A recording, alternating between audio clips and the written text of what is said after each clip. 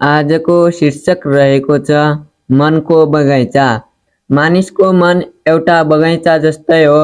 यदि त्यसमा क्रोध, लोभ र शङ्का रोप्यो भने काँडा मात्र उब्रिन्छ।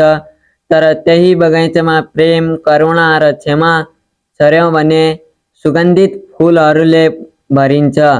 धर्मको वास्तविक साधना भनेको आफ्नो मनलाई हरेक दिन जोगाउनु हो।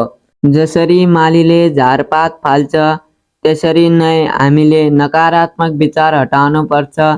सकारात्मक सोच, मिठो वचन र शुभ कर्म यो बगैँचाको मल हो जसले आत्मिक शान्तिको फल दिन्छ। बाहिर भव्यता क्षणिक छ तर शुद्ध हृदयको उज्यालो अमर हुन्छ। आजको हरेक श्वासमा सद्भाव छर्ने प्रयास गरौँ। त्यही प्रयासले आफूभित्रको भगवानलाई नजिक ल्याउँछ। धन्यवाद।